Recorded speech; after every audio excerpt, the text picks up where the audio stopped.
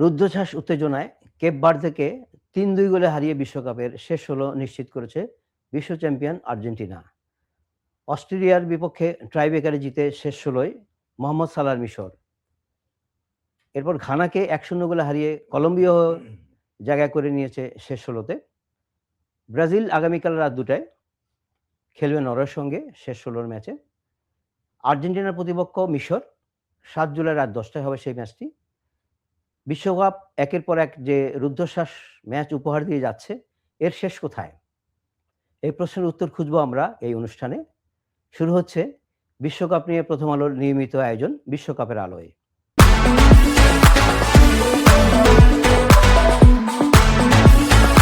এবং সেই আলোচনায় আমার সঙ্গে যোগ দিয়েছেন বাংলাদেশের ফুটবলের অতি পরিচিত মুখ, সাবেক ফুটবলার, কোচ, ফুটবল বিশ্লেষক জুলফিকার মাহমুদ মিন্টু। মিন্টু, অনুষ্ঠানে আসার জন্য অনেক ধন্যবাদ এবং স্বাগতম। ধন্যবাদ আপনাকে। মিন্টু, গত রাতে যা হয়েছে বা আজকে সকালেও একটা ম্যাচ ছিল, গত রাতে স্পেশালি যেটা আর্জেন্টিনা এবং কেপ ভার্দের ম্যাচ, সেই ম্যাচ নিয়ে অনেক কথা হচ্ছিল ম্যাচের আগে থেকেই।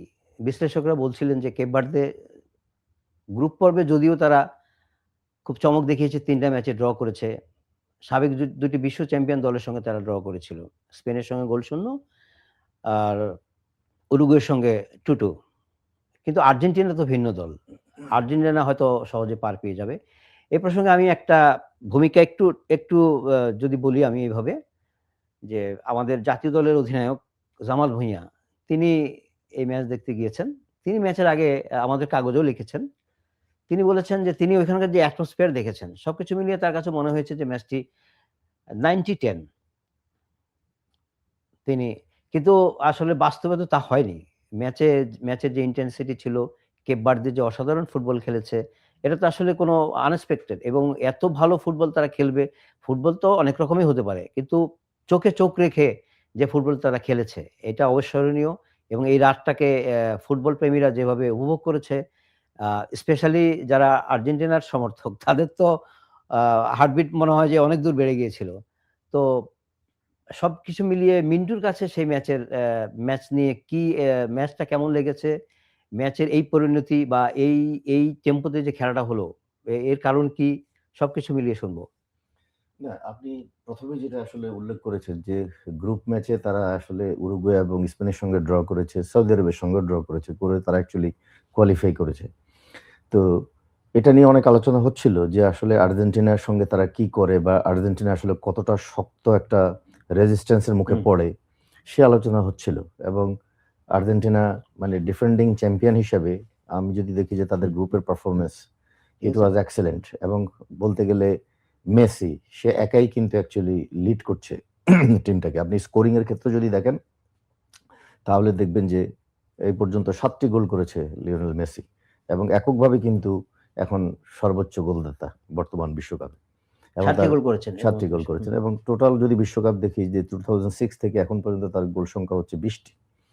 তো এখানে যেটা বলছিলাম যে আপনি যেটা আসলে মেনশন করলেন যে কেপ ভার্দে এবং তাদের পারফরমেন্স, গ্রুপ ম্যাচে তাদের যে পারফরমেন্স ছিল সেটা যে আসলে ফ্লুক না, এটা যে একটা well planned, well organised, well trained একটা দলের পারফরমেন্স ছিল, সেটা কিন্তু গত রাতে আমরা কিন্তু দেখেছি অ্যাকচুয়ালি আর্জেন্টিনার সঙ্গে। এবং অনেস্টলি স্পিকিং যে আমরা যদি দেখি যে আর্জেন্টিনা অ্যাকচুয়ালি কি করে, আমরা প্রত্যেকটা ম্যাচই যদি দেখি আর্জেন্টিনা মূলত অ্যাকচুয়ালি 4-3-3 ফরমেশনে স্টার্ট করার পরে during the match actually Thiago Almada, Lautaro Martinez এবং লিও মেসি। তো লিও মেসি একটা সময় যখন পজিশন অপোনেন্টের পায়ে চলে যায়, লিও মেসি ভিতরে চলে আসে এবং লথারো মার্টিনেজ অনেক ডিপে ড্রপ করে নিচে নেমে আসে এবং থিয়াগো আলমাদাও আসে নিচে। তাহলে এসে এখানে 4 ম্যানের একটা লাইন তৈরি করে, 4 মিডফিল্ডার, ম্যাকালিস্টার, এনজো ফার্নান্দেস এবং হচ্ছে ডি পল, আর ওদিকে হচ্ছে থিয়াগো আলমাদা। এবং লিও মেসি অনেকটা কিন্তু আসলে ফ্রি প্লেয়ার হিসেবে সেন্টার সার্কেল, তার ভিজিলেন্স মানে তার হিট ম্যাপে যেটা দেখা যায় সেটা হচ্ছে যে সেন্ট্রাল এক্সিস বলি আমরা মাঠটাকে, যে মানে by dividing the pitch into 6/3 grid there are 18 zones on the pitch. এবং এখানে ভার্টিক্যালি যদি আমরা 5টা ভাগ করি একটা ফুটবল মাঠকে, তাহলে একটা হচ্ছে wider lane, left wider lane, আর একটা হচ্ছে রাইট ওয়াইডার লেন, এবং মাঝখানে হচ্ছে সেন্ট্রাল এক্সিস, এবং সেন্ট্রাল এক্সিস এর সঙ্গে রাইট ওয়াইডার লেনের এখানে একটা half space, right half space, আর একটা হচ্ছে লেফট হাফ স্পেস। তাহলে মেসির অ্যাকচুয়ালি ভিজিলেন্স এরিয়াই হচ্ছে সেন্ট্রাল অ্যাক্সিস এবং হচ্ছে রাইট হাফ স্পেসে, হাফ স্পেস গুলোতে। হ্যাঁ, হাফ স্পেস গুলোতে। তো আলটিমেটলি আর্জেন্টিনা যেটা করে আফটার গেইনিং পজিশন অলওয়েজ চেষ্টা করে যে বলটা মেসি পর্যন্ত প্রোগ্রেস করার জন্য, এবং সেটা দিয়ে কিন্তু শেষ না, মেসির কাছে বলটা তো যাবে, এট দ্য সেম টাইম হচ্ছে যে অন্যরাও তখন অ্যাকচুয়ালি তাকে সাপোর্ট দিবে এহেড অফ দ্য বল। তো আমরা কালকের ম্যাচেও কিন্তু এক্স্যাক্টলি এরকমই দেখেছি, এবং এখানে একটা জিনিস হচ্ছে যে কালকে কিছুটা আর্জেন্টিনা এক্সপোজ হয়েছে, অ্যাকচুয়ালি ট্যাকটিক্যালি কিছু জিনিস এক্সপোজ হয়েছে বেরিয়ে পড়ছে তার দুর্বলতাগুলো। এবং যেটা হচ্ছে যে আপনি যদি দেখেন যে নর্মালি রাইট ফুলব্যাক মলিনা এবং হচ্ছে লেফট ফুলব্যাক মেদিনা, এরা কিন্তু ওভারল্যাপ করে এবং ওভারল্যাপ করে অ্যাকচুয়ালি ফ্রিকুয়েন্টলি তারা উপরে ওয়াইডার লেনটাকে ওইখানে এক্সপ্লয়েট করার চেষ্টা করে, এবং কখনো কখনো যেহেতু মেসি ভিতরে চলে যায় তাহলে অলওয়েজ কিন্তু রাইট ফ্ল্যাঙ্ক এরিয়াটা ওইখানে মানে এক্সপ্লয়েট করার জন্য আইদার ডিপল অর হচ্ছে রাইট ফুলব্যাক মলিনা, যেটা আমরা গত বিশ্বকাপেও কিন্তু দেখেছি মলিনার ফ্ল্যাঙ্ক এরিয়া থেকে অপারেট করা। এখন একটা জিনিস যেটা হচ্ছে যে অ্যালার্মিং, এটা ইন এ সেন্স যে ফার্স্ট হাফে অ্যাকচুয়ালি কেপ ভার্দে যেটা আপনি বললেন, আমরা গ্রুপ ম্যাচে তাদের যেরকম অ্যাটিটিউড দেখেছি, গতকালকের ম্যাচে একটু ডিফারেন্ট অ্যাটিটিউড ছিল, যে একটা জিনিস ছিল যে একদম কমপ্লিটলি ডিপ লো ব্লক নিয়ে আসলে তারা খেলেনি তারা, এবং কিছু সময় তারা করেছে সেটা অ্যাকর্ডিং টু দা মানে স্টেজ এবং according to ball oriented actually একটা দলের স্ট্রাকচারটা মেনটেন করে। তো কখনো কখনো তারা ছিল লো ব্লকে এবং কখনো কখনো মিড ব্লকে ছিল, কিন্তু সমস্যাটা হচ্ছিল যে যখনই লো ব্লকে যাচ্ছিল ওই জায়গাটা আসলে স্পেস ক্রিয়েট করাটা হুইচ ইজ ভেরি ইম্পর্টেন্ট। এবং এখানে আমি একটা জিনিস বলবো যে ফার্স্ট গোলটা স্পেশালি লিওনেল মেসির, যে একটা জিনিস হচ্ছে যে লো ব্লক যখন করবে কোনো অপোনেন্ট, তাহলে মানে স্পেস বিটুইন দ্য ব্যাকলাইন এবং গোলকিপারের মাঝখানে আসলে স্পেসটা খুব একটা থাকে না, এবং না থাকার কারণ হচ্ছে যে ওইটা একটা ট্যাকটিক্স, একটা টিমের যারা পজিশনিং টিম তাদের জন্য ট্যাকটিক্স থাকে, 5টা-6টা ট্যাকটিক্স থাকে, যে একটা ডিফেন্সিভ ব্লকের এগেনস্টে খেলতে গেলে কনসিডারেশনে রাখে যে ওইখানে কতগুলো প্লেয়ার ইনভলভ আছে, 10 জন player involve including goalkeeper 11 players, তাহলে ওখানে কয়টা ব্যাংক ছিল, ব্যাংক মানে আমরা বলি লাইন, যে একটা 4 ব্যাকসের একটা লাইন, আবার এখানে 4 ম্যানের আরেকটা মিডফিল্ড লাইন, এই দুইটা লাইনকে আমরা বলি দুইটা ব্যাংক, এবং সামনে হচ্ছে সেন্টার ফরওয়ার্ড 2 জন। তো কখনো কখনো এটা কনসিডারেশনে রাখে যারা positioning team like Argentina or whoever it is, যে এই দুটা ব্যাংকের মাঝখানে কোনো স্পেস আছে কিনা, যদি স্পেস থাকে এবং ওইখানে কোনো স্ক্রিনিং মিডফিল্ডার আছে কিনা, মানে প্রতিপক্ষের কোনো প্লেয়ার ওই দুটা লাইনের মাঝখানে আছে কিনা স্ক্রিনার হিসাবে খেলার জন্য। স্ক্রিনার মানেটা কি, যে অপোনেন্ট যারা পজিশনিং টিম তারা যাতে ওইখানে বলটা রিসিভ করতে না পারে। তো এই ক্ষেত্রে যেটা হয় যে যদি আপনার লটারো মার্টিনেজ ড্রপ করে কিংবা Lionel Messi in between the line drop করে, ওই দিক থেকে থিয়াগো আলমাদা যদি ড্রপ করে, তাহলে এই যে মিডফিল্ডাররা এখন, কারণ বল তো রোটেট হচ্ছে, কারণ আপনার দুইটা সেন্ট্রাল ব্যাক লিসান্দ্রো মার্টিনেজ এবং হচ্ছে রোমেরো কিন্তু একদম সেন্টার সার্কেলে, 2 full back high up of the pitch Molina এবং হচ্ছে মেদিনা, এবং 2 সেন্ট্রাল মিডফিল্ডার সেখানে ম্যাকালিস্টার এবং হচ্ছে এনজো ফার্নান্দেজ। তো এই যে প্লেয়ারদের রোটেশন, আপনি যদি ইন বিটুইন বল নিতে পারেন একটা ট্যাকটিক্স, আরেকটা ট্যাকটিক্স হচ্ছে যে অ্যাক্রস দ্য ব্লক খেলা, ব্লকের সামনে দিয়ে দ্রুত খেলা, তাতে কি হবে যখন বল ট্রাভেল করতে থাকবে এই ডিফেন্সিভ ব্লকটাও কিন্তু শিফট করবে, এবং এই শিফটের সঙ্গে সঙ্গে কিন্তু অফ দ্য বল প্লেয়ারদের মুভমেন্ট শুরু হবে। তাহলে আর্জেন্টিনার পায়ে যখন বল, দেন দে উইল ডিসাইড আসলে কোন জায়গাটাতে তারা বলটা খেলবে, কারণ স্পেস তখন তৈরি হবে। আর আরেকটা বলি আমরা, সেটা হচ্ছে অ্যাওয়ে ফ্রম দ্য ব্লক থেকে একটু দূরে খেলো, তাতে কি হবে ব্লকটাকে একটু উঠিয়ে আনা, যে পিছনে কোনো স্পেস তৈরি করা যায় কিনা। এক্স্যাক্টলি সেম থিং ওয়াজ হ্যাপেন্ড, যে রাইট ওয়াইড এরিয়া থেকে বলটা কিন্তু আবার ব্যাকপাস করে যখন আপনার লিসান্দ্রো মার্টিনেজের কাছে গেল, এটা নিয়ম, একটা দল একটা টিম যখন মানে পজিশনিং টিমের এগেনস্টে এইভাবে ব্লক তৈরি করে, তখন বেসিক প্রিন্সিপাল হচ্ছে যে বল যখন পিছনে যাবে এই ব্যাকলাইন এবং মিডফিল্ড লাইন স্টেপ আপ করবে, কিন্তু বলটা যখন আবার বল হোল্ডার রিসিভ করে ফেলবে তখন তার স্টে অফ করবে। এটা defensive principle, when to step up, when to stay off, when to drop off. কিন্তু যেটা বলছিলে যে আর্জেন্টিনা এই ম্যাচে এক্সপোজড হয়ে গেছে, গ্রুপ পর্বে হয়তো অতটা তাদেরকে কঠিন চ্যালেঞ্জের মুখে পড়তে হয়নি। গতকালকে এই ম্যাচের কেপ ভার্দে যে ইন্টেন্সিটিতে খেলেছে এবং তারা তো ওই অর্থে লো ব্লক করেনি, এবং মানে যখন প্রয়োজন ছিল তখন তারা নিচে নেমেছে সবাই মিলে, আবার যখন সুযোগ পেয়েছে কাউন্টার অ্যাটাকে সবাই গিয়ে এবং তারা ম্যাচটাকে 2 বার পিছিয়ে পড়েও 2-2 করেছে, এবং শেষে ইভেনচুয়ালি তারা আর্জেন্টিনার অভিজ্ঞতা বলো আর মানে তাদের শক্তি সবকিছু মিলিয়ে তারা হয়তো ম্যাচটা বের করে নিয়েছে। এখন দ্য পয়েন্ট ইজ যে মেসি নির্ভরতা, যেটা এর মধ্যে আলোচনায় এসেছে, যে মেসি নির্ভরতা। মেসি গতকালকেও প্রথম গোলটা করেছে, এবং থার্ড গোল যেটা ছিল সেটি তার কর্নার থেকে হয়েছে, যদিও রোমেরোর গোলটা মানে তার নামে যাচ্ছে না, এটা আত্মঘাতী গোল হিসাবে ইভেনচুয়ালি দেওয়া হচ্ছে, কিন্তু সেখানে রোমেরো ছিল। এখন আর্জেন্টিনার এই ৩-২ ব্যবধানে জেতার যে দুটি গোল, একটি মেসি করেছেন এবং দুটি তাদের দুই সেন্টার ব্যাক করেছেন। সেন্টার ব্যাকরা কখন গোল করেন? সেন্টার ব্যাকরা গোল করেন, তারা সবসময় ওভারল্যাপ করে যান, সার্ভিসের বিভিন্ন যখন সার্ভিসগুলো যায় সেখানে হেডে মিট করার জন্য যায়। কিন্তু তাহলে আর্জেন্টিনার এই যে আমরা আক্রমণ ভাগ, মিডফিল্ড এত কিছু বলি, আর্জেন্টিনাকে আমরা সম্ভাব্য বিশ্ব চ্যাম্পিয়ন ধরি। আর্জেন্টিনার ফরওয়ার্ড লাইন মার্তিনেজকে তো খেলানো হলো আমার মেসির সঙ্গে। তো মানে মানে আর্জেন্টিনা আক্রমণ ভাগ তাহলে কি করলো? তাহলে মানে তারা গোল বের করতে পারলো না। গোলটা দলকে উদ্ধার করতে হলো ২ টা সেন্টার ব্যাককে। তো এইখানে তো ওই যেটা বললে যে এক্সপোজড হয়ে যাওয়াটা, মানে এইটার আসলে কারণটা কি এবং এটা কোথায় সিনক্রোনাইজটা হচ্ছিল না তাদের? আমি আপনার এই প্রশ্নের উত্তরটা দিব। শুধুমাত্র আমি যেখানে আগে ছেড়ে গিয়েছিলাম সেখানে একটু আসতে চাচ্ছি। যেটা আপনি বললেন যে লিওনেল মেসির ফার্স্ট গোল। ওই যে ডিফেন্সিভ ব্লক, পিছনে স্পেস তৈরি করা, লিওনেল মেসির একটা ডেকোয়ে রান। গোলটা যদি একটু মনে করি আমরা, সে অফসাইড পজিশন থেকে ভিতরে আসলো। এসে কিন্তু সে আবার রান করলো বিহাইন্ড দ্য ব্যাক লাইন। এবং এখান থেকে লিসান্দ্রো মার্টিনেজের একটা well timed delivery behind the back line. এবং ওইখানে very good control by the first touch. First টাচে কন্ট্রোল এবং সেকেন্ড টাচে কিন্তু সে ফিনিশ করলো। হ্যাঁ, তাহলে এটা হচ্ছে জাস্ট ওয়ান টাচে বলটা রিসিভ করলো, এক স্টেপ বাড়িয়ে সে জাস্ট স্ট্রাইক করলো। করলো। এইখানে যেটা হচ্ছে যে এটা হচ্ছে তার ইন্ডিভিজুয়াল কোয়ালিটি এবং হচ্ছে যে এই লেভেলের প্লেয়ার মানে Lionel Messi, he is such a player who can make the মানে problem for any opposition team এবং এমন সক্ষমতা যে কোনো সময় গোল করার মতো ক্ষমতা সে রাখে। এখন আসি আপনার কথাতে, যেটা আপনি বললেন যে সেন্ট্রাল ব্যাকসের আপনি সারা পৃথিবীতে প্রত্যেকটা দলের সেন্ট্রাল ব্যাক যদি আপনি দেখেন যে তাদের ৩টা স্পেসিফিক অ্যাট্রিবিউটস থাকে। একটা হচ্ছে passing accuracy to build position from the back, নিচের থেকে খেলা তৈরি করার জন্য তাদের পাসিং অ্যাকুরেসিটা ইম্পর্টেন্ট।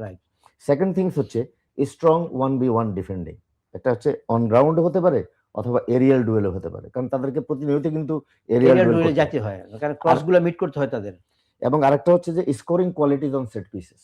এই যে দুটো গোলের কথা বললেন, দুইটা কিন্তু কর্নার কিক থেকে। হ্যাঁ, রোমেরোটা হয়তো ওন গোল হয়েছে, বাট সে ওইখানে উঠেছে, সে তো ছিল, মানে ওন গোল নাও হতে পারতো, মানে এটা ইভেন্চুয়ালি হয়ে গেছে হয়তো। ইভেন লিসান্দ্রো মার্টিনেজের কথা, যে কর্নার কিক থেকে অ্যাকচুয়ালি যখন ডেভিয়েটেড হলো বলটা, সে লেফট ফুটে কিন্তু ফার্স্ট টাচে রিসিভ করলো এবং ফার্স্ট টাচে রিসিভ করার সঙ্গে সঙ্গে সেই স্ট্রাইক করার অপশন তৈরি করে ফেললো। তাহলে এখন হচ্ছে যে সামটাইমস এটা নরমাল সেন্ট্রাল ব্যাকদের জন্য, দে ক্যান স্কোর সামটাইমস, ইয়া, কিন্তু বাট ইউজুয়ালি কি হয় যেটা আপনি আমি এখানে একটা যোগ করি যে আমাদের সেন্ট্রাল ব্যাক বাংলাদেশে, আমি যদিও বিশ্বকাপের আলোচনায় বাংলাদেশকে আনার কোনো সুযোগ নেই, তারপরও জাস্ট আলোচনার স্বার্থে বলি যে আমাদের জাতীয় দলের যে তবু বর্মন খেলে সেন্ট্রাল ব্যাক হিসেবে, সে লাস্ট যেই ম্যাচ হলো আমাদের সান মেরিনোর সঙ্গে, দুটো গোলই সেই করেছে। সেন্ট্রাল ব্যাকরা গোল করে, সেন্ট্রাল ব্যাক গোল ছিল এবং বাংলাদেশের যে এখন মানে যে গোলদাতাদের তালিকা রয়েছে সেখানে সে ১-২ জনের মধ্যে রয়েছে, মানে সেন্ট্রাল ব্যাক হিসেবে গোল। সবগুলো দলেরই কিন্তু আপনি ওয়ার্ল্ড লেভেলের টপ ক্লাস দলগুলোতে কর্নার কিকে এবং ওয়াইড ফ্রি কিকে most of the time central back. একসময় তো আমাদের কাছাকাছি বা আমাদের ঘরোয়া ফুটবলের যখনই আমাদের কর্নার বা ফ্রি কিক বা ডেড বল সিচুয়েশন থাকতো, আমার তো এখনো মনে আছে যে কাছাকাছি সবসময় ডিফেন্স থেকে দৌড়ে চলে যেত, ইভেন মুন্না হয়ে যেত, যারা ট্রেডিশনাল ডিফেন্ডার ছিল।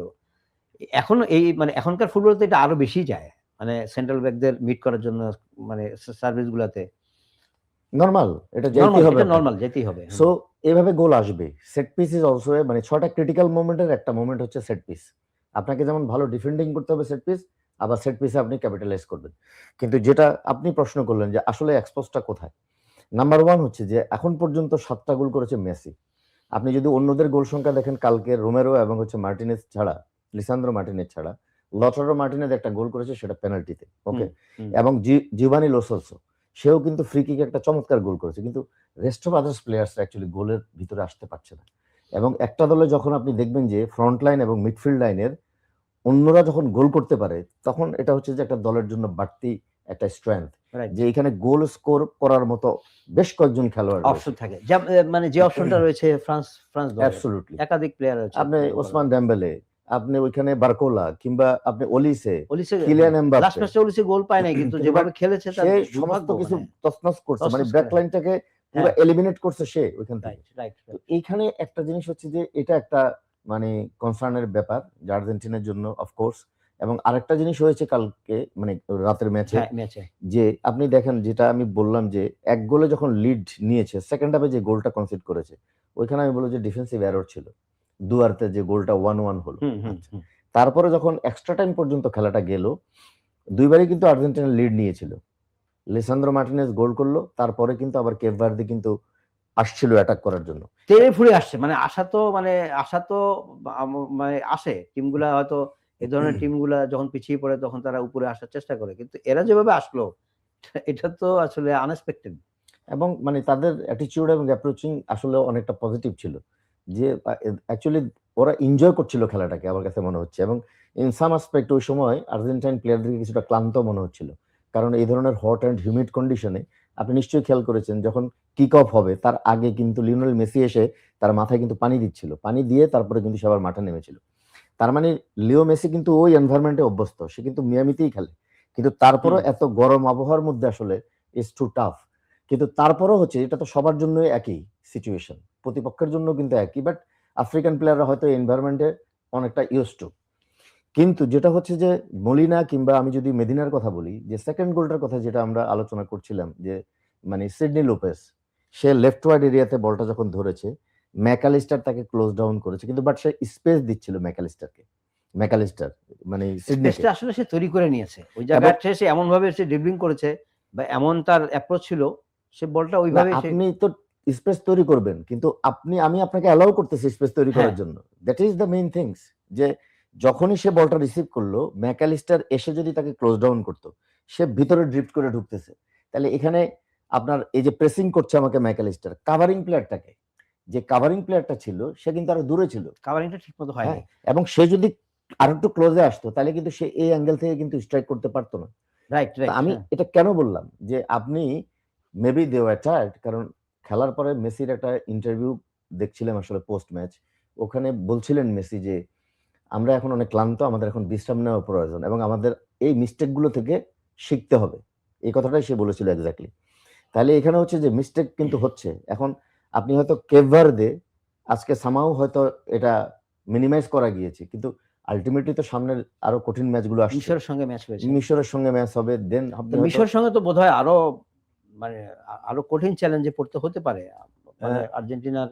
অনেস্টলি স্পিকিং, যে মানে আর্জেন্টিনার প্লেয়ারদের যে সক্ষমতা, আমি মনে করি যে তাদের আরো বেটার করার সক্ষমতা রয়েছে। বাট আমি একটা জিনিস এখানে মানে মেনশন করতে চাই, যেমন লাস্ট ওয়ার্ল্ড কাপে আমি এই মুহূর্তে আর্জেন্টিনা টিমে দি মারিয়ার অ্যাবসেন্সটা কিন্তু আমি দেখছি, কারণ আপনি লাস্ট ওয়ার্ল্ড কাপে মেসির সঙ্গে যৌথভাবে অ্যাকচুয়ালি সেও কখনো গোল করেছিল অ্যাবসলিউটলি, এবং সে কখনো কখনো নিজে গোল করেছে এবং গোল স্কোরিং অপরচুনিটি তৈরিও করেছে, কিন্তু এখন অ্যাকচুয়ালি অন্যদের কাছ থেকে Thiago Almada is very young, এবং তার কাছ থেকে এখনই ওই ধরনের এক্সপেকটেশন করাটা আসলে বোকামিও সেটা একটা। এবং হচ্ছে যে অন্যরা যারা রয়েছে ম্যাকালিস্টার কিংবা Enzo Fernandez, they have to take the responsibility. কালকে এই মানে মিডফিল্ড থেকে ওই মানে প্রপারলি কি মিডফিল্ড থেকে অপারেট করতে পারছে ম্যাকেস্টার বা পলদি? আপনি যখন 4-4-2 তে যাবেন, কখনো যখন লথারো মার্টিনেজ নিচে নেমে আসে, মেসি একা, কিন্তু এই 4-4-2 এই শেপে অ্যাকচুয়ালি যেটা আর্জেন্টিনা করতে চাচ্ছে, আপনার তো দুইটা ওয়াইড মিডফিল্ডার, তাদেরকে কিন্তু অ্যাকচুয়ালি ফ্ল্যাঙ্কটা অপারেট করতে হবে, আইদার ডিপল অর থিয়াগো আলমাদা। তো দিমারিয়ার কথাটা আমি কেন বললাম, যেমন সে যখন ছিল, সে একটা ফ্ল্যাঙ্ক এরিয়াতে মোটামুটি রাজত্ব করতে পারতো, অ্যাবসলিউটলি লাইক ভিনির মতো, অ্যাবসলিউটলি। তো সে এই জিনিসটা করতে পারতো, কিন্তু এখন কিন্তু সেটা নাই। কিন্তু তার মানে হচ্ছে যে যারাই আছে এখন তো তাদেরকে এই সর্বোচ্চ এফোর্টটা দিতে হবে, কারণ আপনি প্রত্যেকদিন তো আসলে লিও মেসির পক্ষে মেবি লিওনেল মেসিকে অ্যাকচুয়ালি নিউট্রালাইজ করা কোনো দলের পক্ষে সম্ভব না, ইভেন কোনো প্লেয়ারের পক্ষে সম্ভব না। কিন্তু কথা হচ্ছে যে কখনো যদি এমন সিচুয়েশন হয়, সে ফর এক্সাম্পল আপনি ফ্রান্সের সঙ্গে খেললেন, লিওনেল মেসিকে তো এত space he will not get enough time, পাবে না, দেন হোয়াট উইল হ্যাপেন। বা আমি অন্য ম্যাচের কথা যদি বলি, চ্যালেঞ্জও করতে পারে, হতে পারে। তাহলে এখানে একটা হচ্ছে যে মানে আমি মনে করি যে এটা একটা দুর্বলতার জায়গাগুলো তাদের কালকে কিছুটা এক্সপোজ হয়েছে, এবং অনেকে আলোচনা করছে যে হুলিয়ান আলভারেজকে কেন দেওয়া হচ্ছে না। বাট আমি একটা জিনিস বলি অনেস্টলি, যে আলভারেজ গত বিশ্বকাপের স্টার ছিল, স্টার ছিল, কিন্তু এইবার তো তাকে সেভাবে খুব এখন এটা হচ্ছে মানে যে গেম টাইমে খুব একটা পাচ্ছে না সে। এটা লিওনেল স্ক্যালোনি, উনি হচ্ছে মেইন ম্যান। এইখানে আমি একটা মিন্টু একটা প্রসঙ্গ আনবো, লিওনেল স্কালিনির প্রশ্নটা। এই যে ম্যাচটা ছিল, এটি ছিল তার আর্জেন্টিনা দলের হয়ে ১৭তম ম্যাচ এবং তার জয়ের রেশিও খুবই ভালো, ৭২%। 73। মানে তার এই সময়কালে ২০১৮ সালে সেপ্টেম্বরে সে দায়িত্ব নিয়েছিল, সেখান থেকে অলমোস্ট ১৮, ১৯, ২০, ২১, ২২, ২৩, ২৪, ২৫, ২৬, মানে ৮ বছরের মতো। তো এই ৮ বছরে সে ১০০ ম্যাচ, 73 তার উইনিং ইয়ে, 18টা হলো তার ড্র আর 9টা সে হেরেছে। হারার রেশিওটা খুবই কম, মোটামুটি ভালো। আমার আমার আমার প্রশ্ন হলো যে এবং ৪টা মেজর দীর্ঘ ট্রফি, সময় মানে ৪টা মেজর ট্রফি, 4টা, হ্যাঁ 2টা কোপা পেলো, একটা ওয়ার্ল্ড কাপ পেলো। তো মানে এত দীর্ঘ সময় সে পেয়েছে, এমন না যে সে আসলো দল দেখার সুযোগ পায়নি প্লেয়ারদের, মানে তাহলে কি মানে সে কি তার বেস টিমটাকে এখন দাঁড় করাতে পারলো না? না, আমি বিষয়টাকে আসলে ওইভাবে দেখতে চাচ্ছি না। কারণ আপনি যেটা মেনশন করলেন, ওনার কোচিং ক্যারিয়ারের যে পার্সেন্টেজ উইনিং রেশিও গুলো আপনি বললেন, এবং এট দ্য সেম টাইম উনি 4টা মেজর ট্রফি জিতেছেন ইনক্লুডিং ওয়ার্ল্ড কাপ অলসো। তাহলে ওয়ার্ল্ড কাপ উইনিং কোচ, ইনিই তো দলটাকে চ্যাম্পিয়ন করেছেন। অফকোর্স সেখানে মেসির একটা প্রভাব ছিল, এখনো রয়েছে মাঠের বাইরে, কিংবা দি মারিয়ার একটা ইনফ্লুয়েন্স ছিল, কিন্তু এটা আমি বলবো না কখনো he is the right person to take the decision. আমরা অনেক কথা বলতে পারি, কোচ যেই থাকুক, হ্যাঁ কোচ যেই থাকুক, এবং আপনি ওনার সাকসেস গুলো দেখেন, তাহলে ডেফিনেটলি উনি এই সব প্লেয়ার গুলোকে কিন্তু চেনেন এবং এদেরকে নিয়ে কাজ করছেন, and he knows better than us. কারণ এখানে ব্যাপারটা কি, আপনি গত ওয়ার্ল্ড কাপে যদি দেখেন, দি মারিয়া ওয়াজ ইন ফর্ম, এবং 4 বছর আগে লিও মেসির বয়স আরো 4 বছর কম ছিল। এখন তো লিও মেসি ওই রকম রানিংটা করতে পারছে না, যেটা 4 বছর আগে সে করতে পারতো। এখন তো তাকে ওই পরিমাণ তার মানে কার্ডিওভাস্কুলার সিস্টেমের সঙ্গে সঙ্গে সে যতটুকু এফোর্ট দিতে পারবে সেটাকে রেখে অন্যদেরকে দিয়ে কিন্তু কাজগুলো করানো হচ্ছে, যেটা ওয়ার্কলোডটা নিচ্ছে হচ্ছে থিয়াগো আলমাদা কিংবা লটারো মার্টিনেজ নিচে নেমে এসে। সো এই জিনিসগুলো কিন্তু আমাদেরকে বিবেচনা রাখতে হবে। আর লাস্ট ইয়ারে যেটা ছিল মানে 2022 ওয়ার্ল্ড কাপে আপনি দেখেন মানে ফিয়ারসাম একটা স্কোয়াড, আপনি তখন এক দিমারিয়াকে নিয়েই ব্যস্ত থাকো প্রতিপক্ষ দলগুলো, ইভেন লিও মেসি তো ছিলই, এবং 4 বছর আগে বয়সটাও তার আরো 4 বছর কম ছিল। তো এই জিনিসগুলো কিন্তু আমাদেরকে বিবেচনা রাখতে হবে। তারপর আমি বলবো যে এই যে জিনিসগুলো মানে যেটা লিওনেল মেসিও আজকে বললেন যে আমাদের কিছু মিস্টেকস ছিল এবং সেগুলো থেকে আমাদেরকে শিক্ষা নিতে হবে। অফকোর্স এই নেক্সট ম্যাচের আগে এগুলো নিয়ে ডেফিনেটলি কিছু ভিডিও সেশন হবে, টিম মিটিং হবে এখানে, যে কি এরর গুলো ছিল। এখানে একটা দল তো মিস্টেক করবে, কারণ অপোনেন্ট তো খেলতে এসেছে, না অপোনেন্ট তো খেলতে এসেছে, তারা তো তাদের প্ল্যানিংটা ডিস্ট্রয় করার চেষ্টা করবেই। কেপ ভার্দের মানে যেই প্লেইং স্টাইল ছিল, যে তাদের অ্যাটিটিউড ছিল যে ম্যাচে যে হার মানবো না, এবং তারা দুবার পিছিয়ে পড়ার পরও যেভাবে কামব্যাক করেছে এবং যে ওয়েতে কামব্যাক করেছে, এবং মানে ব্রাজিলকে তো মানে আর্জেন্টিনা তো একটা সময় তো পাগল বানিয়ে ফেলছে অ্যাটাকিং থার্ডে কি, এবং লাস্টে যে ফ্রি কিকটা এমি মার্টিনেজ সেভ করলো, এবং আরো 5টা মিনিট বোধহয় সময় পেলে বোধহয় তারা বোধহয় 3-3 করে ফেলতে পারতো, মানে এটা অস্বাভাবিক ছিল না। হয়তো করতে পারতো, বাট আমি বলবো যে আর্জেন্টিনা বা এই লেভেলের টিম যারা ওয়ার্ল্ড চ্যাম্পিয়ন, সামটাইমস অ্যাকচুয়ালি এই ধরনের কিছু টাফ ম্যাচ এইভাবেই কিন্তু অ্যাকচুয়ালি তারা বের হয়ে যায়। এটা হচ্ছে যে এক্সপেরিয়েন্স এবং হচ্ছে যে প্লেয়ারদের ইন্ডিভিজুয়াল কিছু কোয়ালিটি দিয়ে কিন্তু এই ধরনের স্ট্রাগল টাইমগুলো তারা পার করে। চাপের মুখে তো আসলে একটা দল কতক্ষণ টিকে থাকতে পারবে সেটা তো একটা ব্যাপার। ওটা তো মানে একটা সময় তো মানে যদি পরিভাষা বলি যে গলা টিপে ধরেছে আর্জেন্টিনা, তাই না? তো সেটা তো সেই গলা টিপার থেকে হাতটা সরাই দিয়া তারা তো মানে মাথা উঁচু করে আবার যুদ্ধে ঝাঁপিয়ে পড়ে, যুদ্ধের মধ্যেই তো একটা জিনিসটা। আর আমার আরেকটা খুব ভালো লেগেছে কালকের ম্যাচে, যে সেকেন্ড গোল যেটা সিডনি করলো ওদের, মানে অসাধারণ গোল, মানে ওই অ্যাঙ্গেল থেকে মানে ওইভাবে মানে মার্টিনেজকে বিট করা, সেই এয়ারে একদম সেকেন্ড পুল দিয়া পোস্ট দিয়ে যেভাবে বলটা অ্যাঙ্গেল করে ঢুকলে একদম কোনা দিয়া, মানে এই গোলটাও তো একদম টপ ক্লাস, এবং আমি এটা ডেফিনেটলি মানে ওর ক্রেডিট তো ডেফিনেটলি ওর ক্রেডিট, কিন্তু এর পাশাপাশি হচ্ছে যে ডিফেন্সিভ এরর। কারণ আমি যদি ওই স্ট্রাইক করার আগেই ওইখানে ক্লোজ ডাউন করতে পারতাম তাহলে হয়তো সে ওইখানে বলটা স্ট্রাইক করতে পারতো না।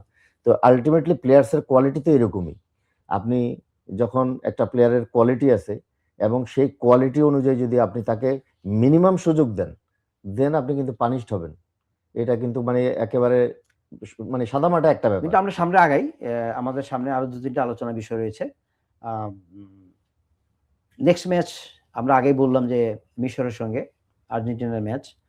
তো মিশরের সালার মিশর, তো সেই ম্যাচটার জন্য কি একটা সতর্ক সংকেত পেল আর্জেন্টিনা, বা এটা কি ইজি হবে ওর পরের ম্যাচটা?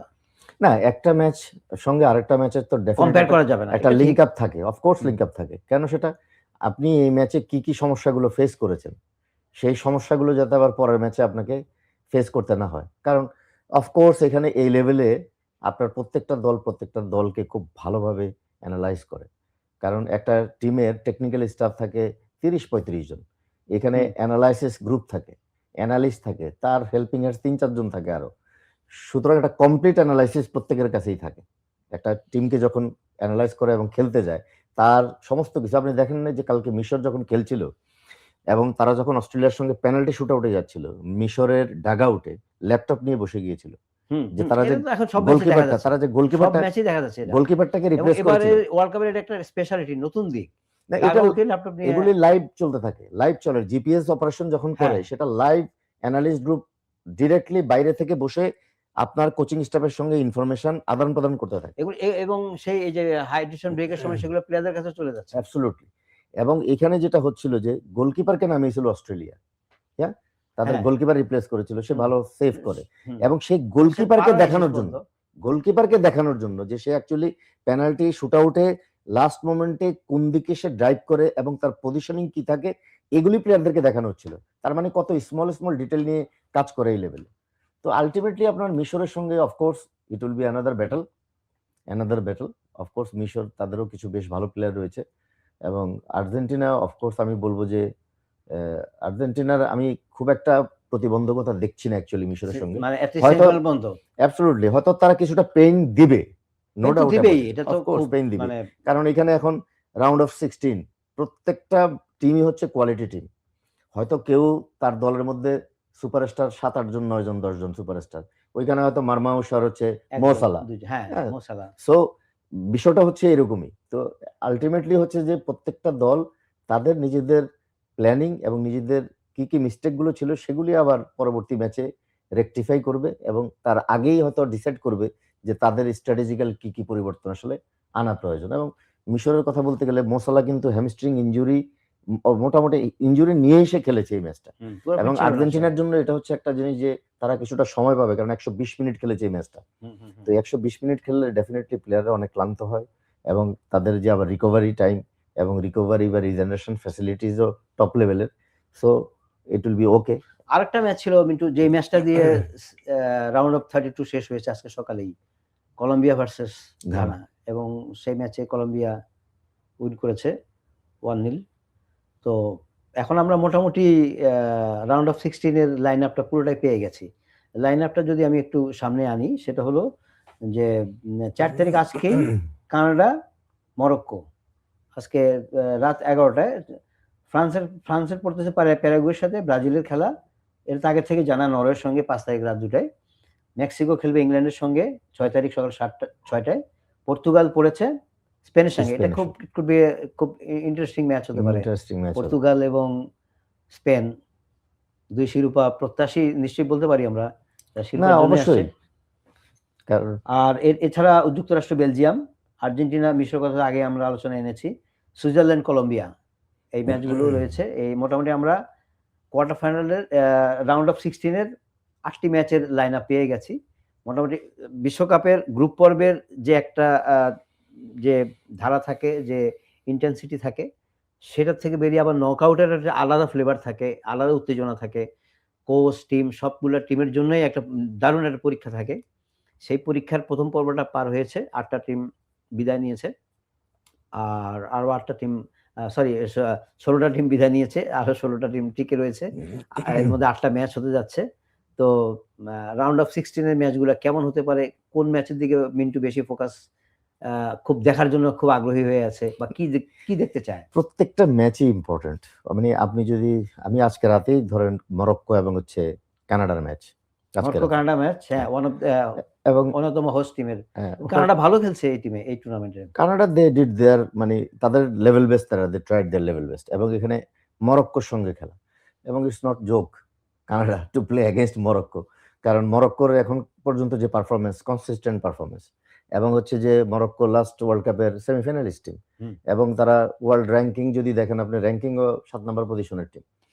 সো আমি মনে করি যে it will be little bit comfortable for Morocco, but Canada host nation হিসেবে definitely they will try their level best. আপনি যদি এখানে নরওয়ের সঙ্গে আসেন ব্রাজিলের, it will be another tough match. কেন টাফ ম্যাচ? অলরেডি কিন্তু লুকাস পাকেটা লাস্ট ম্যাচে ইনজুরি হওয়ার কারণে he is not available. So mister Carlo Ancelotti actually ওনার ওই রকম যত রিসোর্সই ওনার আছে সর্বোচ্চ এফোর্ট উনি দিয়েছেন লাস্ট ম্যাচে। ওনার ট্যাকটিক্যাল ডিসিশন মেকিং এ অ্যাকচুয়ালি ব্রাজিল এই ম্যাচটাতে বের হয়ে গিয়েছে, অনেস্টলি স্পিকিং। দুইটা চেঞ্জিং, দুইটা সিদ্ধান্ত নেওয়া, এগুলোই ছিল আসলে দেখার মতো। এবং আপনি যদি দেখেন এখানে মানে আমরা ওই ম্যাচটার দিকে যদি ফোকাস করি, ইংল্যান্ড এবং হচ্ছে Mexico, it will be very tough match for England. কারণ মেক্সিকোর ওই ৭,২০০ ফিট উচ্চতায় খেলা, ওইখানে আসলে প্রবলেম হয়। একটা হচ্ছে কার্ডিওভাস্কুলার সিস্টেমের প্রবলেম হয়।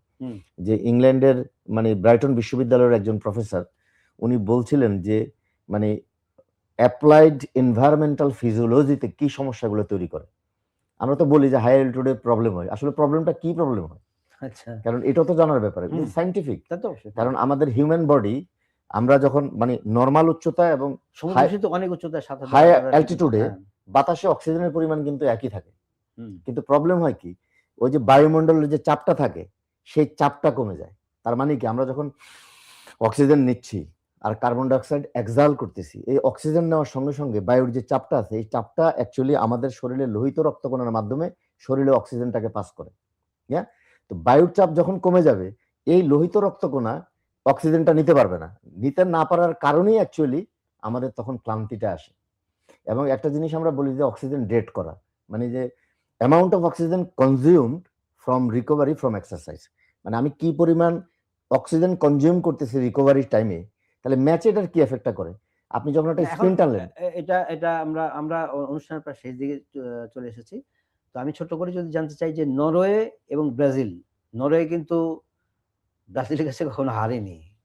ব্রাজিলের কাছে যে হাতে গোনা ২-৪টা টিম হারেনি কখনো, তার মধ্যে ওয়ান অফ দ্য টিম হলো নরওয়ে। না, নরওয়ের সঙ্গে ব্রাজিলের রেজাল্ট কিন্তু ভালো না। আমি তো সেটাই বলতেছি, নরওয়ে কখনো ব্রাজিলের কাছে হারেনি, বরং ৪টা ম্যাচের মধ্যে 2টো নরওয়ে জিতেছে, 2টো ড্র হয়েছে। তো এটা খুব ইন্টারেস্টিং ম্যাচ হতে যাচ্ছে মনে হচ্ছে। এটা খুব টাফ ম্যাচ হবে ব্রাজিলের জন্য। এবং আমি মনে করি যে অ্যাকচুয়ালি এখন কিভাবে অ্যাকচুয়ালি কার্লো আনসেলোটি লুকাস পাকেটার জায়গাটা অ্যাকচুয়ালি মানে রিকভার করবে, who will be the best option, কি মার্টিনেল্লিকে উনি দিবেন সেখানে? মার্টিনেল্লি হয়তো দিতে পারে, গত ম্যাচে তো সে ভালো খেলেছে। এবং হ্যাঁ, ওইটা কিন্তু অ্যাকচুয়ালি একটা উনি one kind of tactical changes আমি বলবো, যে কারণ মার্টিনেল্লি আর্সেনালে লেফট ওয়ার্ড মিডফিল্ডার হিসেবে খেলে, কখনো কিন্তু সে মানে সেন্ট্রাল অ্যাটাকিং মিডফিল্ডার হিসেবে খেলেনি। উনি ওইখানে ওইটা একটা it's a one kind of gambling আমি বলবো, যে ওইখানে দিয়েছেন এবং ওই এনরিকের সঙ্গে ওভারলোড করার জন্য দিয়েছেন, যে ওখান থেকে যদি গোল স্কোরিং অপরচুনিটি করতে পারে। কিন্তু এই ম্যাচেও দিবেন কিনা এটা এখনো বলা যায় না, হয়তো ডগলাস সান্টোস আছে, তাকে দিবে কিনা আলোচনা এভাবে হচ্ছে আর কি। তো জাস্ট ওইটা আমাদেরকে ওয়েট করতে হবে অ্যাকচুয়ালি, যে ওই ম্যাচ পর্যন্ত যে উনি স্টার্টিং ইলেভেনটা কিভাবে তৈরি করেন। শেষ প্রশ্নটা যদি করি, যে রাউন্ড অফ 16 শুরু হয়ে যাচ্ছে আজকেই, মেক্সিকো এবং আজকে মানে মরক্কো কানাডা ম্যাচ দিয়ে। তো মানে এই যে 8টা ম্যাচ, এই 8টা ম্যাচ থেকে আমরা কি ধরনের খেলা মানে দেখতে পারি, কি মনে হচ্ছে যে 8টা ম্যাচে কোনো অঘটনের কোনো সুযোগ সম্ভাবনা আছে কিনা? না, এইখানে বলা খুব মুশকিল, কারণ আপনি আসলে ফুটবল হচ্ছে আনপ্রেডিক্টেবল এনভায়রনমেন্টাল গেম।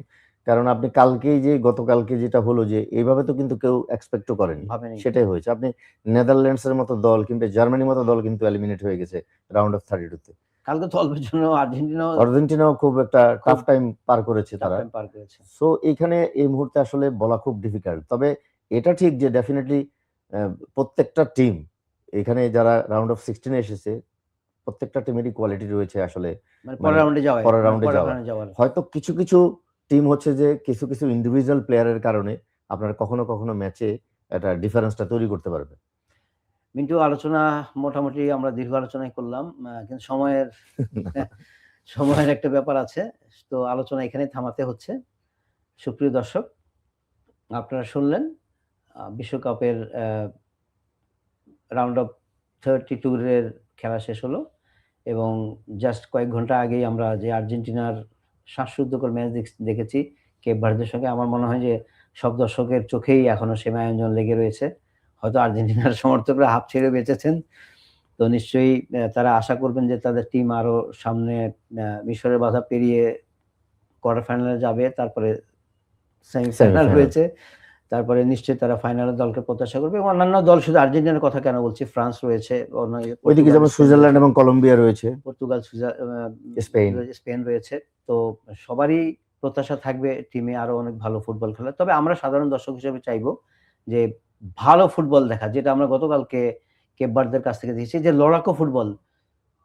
ছোট দল বলে কিছু নেই। কিছু নামই হয়তো আছে, কিন্তু কাজে অনেক সময়ই যে তারা যে তারা যে সেই তকমা থেকে বেরিয়ে দুর্ধর্ষ ফুটবল খেলছে। তো সেরকম আমরা আরো কিছু ম্যাচে আমরা আশা করব যে আমরা আরো কিছু ম্যাচ দেখব, খুব ভালো ম্যাচ দেখব, যেগুলো তথাকথিত ছোট দল তাদের কাছ থেকে খুব আরো ফাইটিং ফুটবল দেখব। সেই প্রত্যাশা রেখে আমাদের আজকের এই আলোচনা অনুষ্ঠান আমরা শেষ করছি। প্রথম আলোর নিয়মিত আয়োজন বিশ্বকাপের আলোয়। নিশ্চয়ই আগামী দিন আবার আপনাদের সঙ্গে দেখা হবে। ততক্ষণ পর্যন্ত সবাইকে আন্তরিক ধন্যবাদ।